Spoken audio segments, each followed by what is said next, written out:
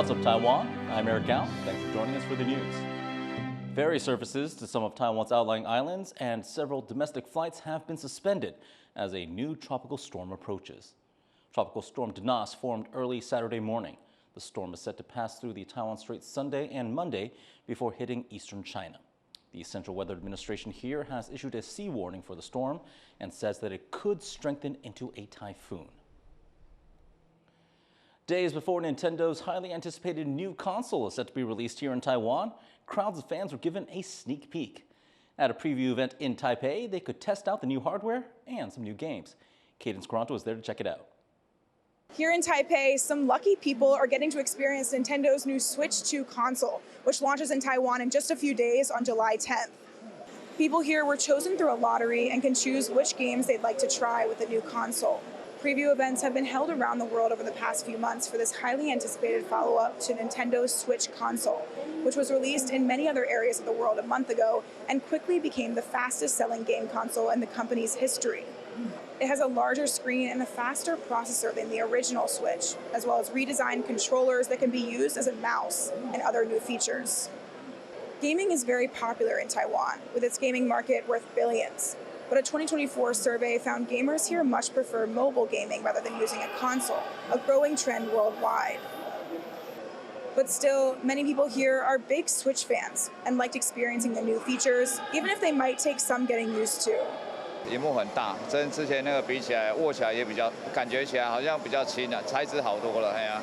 我觉得玩法变多了，像之前的话，可能就是互动游戏可能一些比较简单，像现在有滑鼠，然后有那个摄像机，那有很多的游戏可以有更多的玩法。那对于小朋友或者是你去朋友家 party 的话，可能会变得更有趣、更开心这样。 我今天主要体验滑鼠，我可能还不太习惯，因为我也有很长一段时间玩 Switch 啊，可是滑鼠就是操作的手感又不太一样。 There's so much demand for the new console that Nintendo has had trouble keeping up, asking its suppliers to speed up production. Multiple Taiwanese companies actually play roles in its supply chain, including Foxconn Technology Group, which is one of the manufacturers. The audio chip and sensor chips are also made by Taiwanese companies. There's plenty of excitement here for the new console, with fans eager to get their hands on it. Whether there will be enough to go around is another story. Chris Ma and Cadence Caranto for TaiwanPlus. A tech consortium is determined to make sure that Taiwan's rich mix of local languages does not get left behind in the age of AI. A new project is teaching chatbots all about how Taiwan talks. John Van Trieste has this report. ChatGPT may have a solid grasp of Mandarin Chinese, but put in a query in Taiwan's traditional characters, and you may well get a response in the simplified characters China uses to write instead. And if you want to use other local languages with chat, well, you're out of luck. It just hasn't been trained much beyond the basics. But that might not be the case for much longer. One tech consortium, the Information Management Association, has launched a project called Taiwan Tongues, designed to make sure Taiwan's languages stay caught up with the AI boom, including one of the most widely spoken, Taiwanese Taigi. 这件事不是一个打高空啊，是一个很重要的基础建设。把这个基础打好了，在这个土壤上，台湾的整个 AI 就会有很好的发展。Getting corpuses as vast as those used to train chatbots in English or Mandarin might be difficult, but the project has made a start. Already, it's fed chatbots over 5 million characters of input. In part, it's able to do so through partnerships with authors who write in these languages, and who waive copyright, so their tongue has its own place in the expanding AI universe. 这唔那是台语，甲新科技、新世纪的对话，而且嘛是台湾语言文化进一步成做国际通行语言的上好的机会。The government is excited about this project. 我们不能让这种状况，就是让全世界的 AI 模型都是那个由简体中文的语料去训练，就训练出来的都是那个跟我们不一样的价值观。If all goes to plan, chatbots will soon have an autonomous, open, and reliable source of data on how Taiwan's people really talk. Fu Huahong and John Van Trieste for TaiwanPlus. Now, Taiwanese Taigi and Scots Gaelic were both once languages struggling for survival. Now they are being celebrated in a new book featuring stories from authors living thousands of kilometers apart, but who are united in their passion to revive their mother tongues. TaiwanPlus reporter Rick Lauert caught up with the book's publishers, Hannah Stevens and Will Buckingham, to learn how this project started. So first we're going to zoom in and talk about your book, Taigi. Can you tell us what format the book takes? Okay, so the book is called Taigi, Stories from Taiwanese and Gaelic, and we've been working with 4 writers, 2 from Scotland who are writing in Gaelic, and 2 from Taiwan who are writing in Taiwanese or Taigi. And we're not just commissioning new stories in those languages, but we're also translating between them. So each of the stories will be translated, so from Gaelic to English, to Mandarin to Taigi, and from Taigi to Mandarin to English to Gaelic. So each story by all 4 writers will be in 4 different languages. So there was a lot of editing, translating, working with different writers in 2 different continents. Could you tell us a little bit about the experience of putting this book together? Yeah, so it's been fun and it's been interesting. It's been really lovely, actually, kind of bringing together writers in the different countries. Also, while we've been based in Tainan, so we had a writers' circle which was online that brought us all together in the first instance. So writers could get to know each other, could start to share ideas, talk about their respective countries. And just kind of get comfortable with the idea and the project. So the project started back in sometime last year, early last year. We were up at National Taiwan Normal University at a conference on national languages.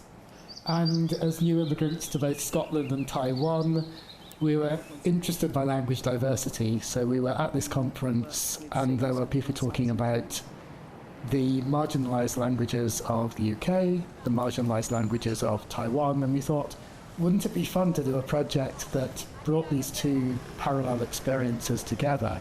So we started thinking about that. We applied for a grant from the Scottish Government, and we were successful in that. Then went and tracked down some absolutely fabulous writers from both Scotland and Taiwan to work with.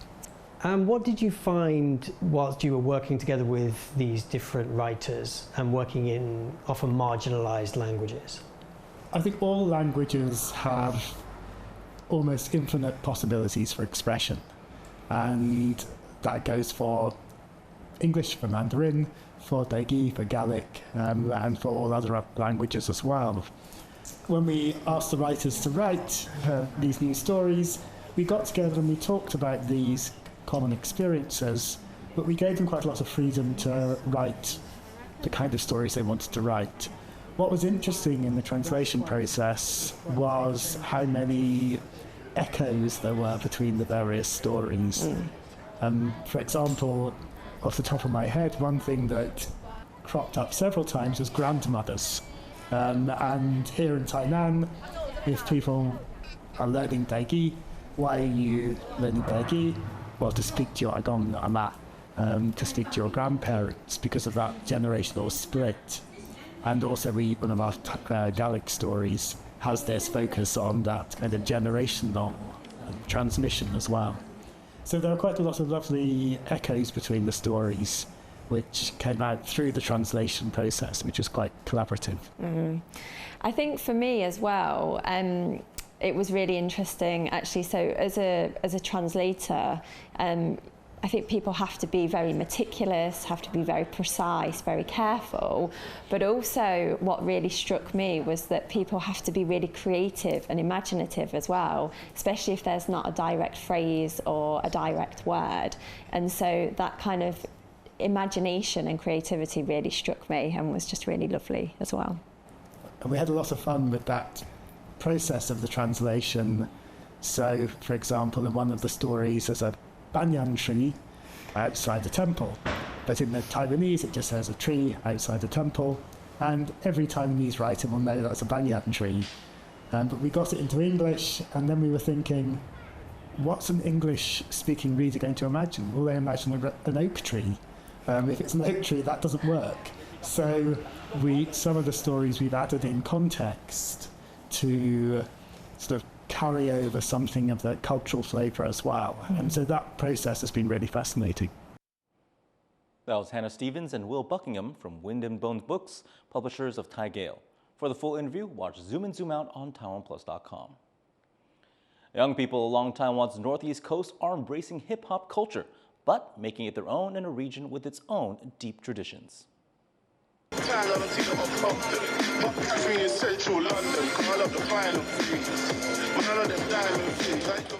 These breakdancers are part of a wave of hip-hop culture that's spread all across Taiwan.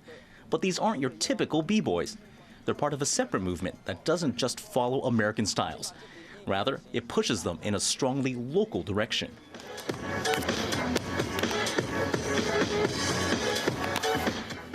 Leading the vanguard of the movement is Wang Jieming. His family didn't like it at all when he first got into hip-hop. But now he's made something of a name for himself, not just as a breakdancer, but as a mentor to many young people from miles around and as a proud representative of his home, Yilan County on Taiwan's northeast coast. 我就是开始代表台湾出去比赛不哩啊侪届，嘛伫韩国、中国甲无共的国家摕到冠军过，想要用我家己的跳舞出去代表宜兰出去，互搁较侪人知影讲，咱宜兰嘛有袂歹的舞者呢。 And this hometown pride shows up again and again in Yilan's hip-hop culture scene. The Yilan Street Art Association is a graffiti collective that's also very proud of where it comes from. Though its members take their inspiration from Western street art, they've made a name for themselves spray painting motifs and scenes based on local folk culture. Wang knows these young people and helps find them spaces that want murals with these traditional designs. 王建民有当时就较侪庙有熟悉，有庙嘛有要转型啊。像苏澳静安宫，我就是用我的方式去甲妈祖千里的顺风耳龙凤加庙宇元素的物件放伫顶馆。And Yilan pride goes right through the local rap scene too.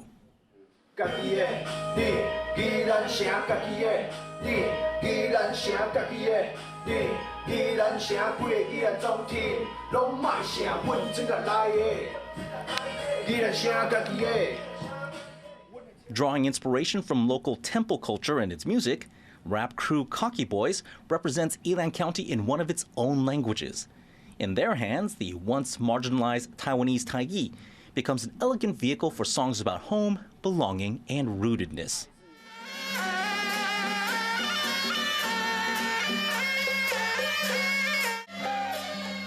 像中国他们有国风、古风啊，那 hip hop 这种东西啊，讲美国，它本来就是他们自己的东西。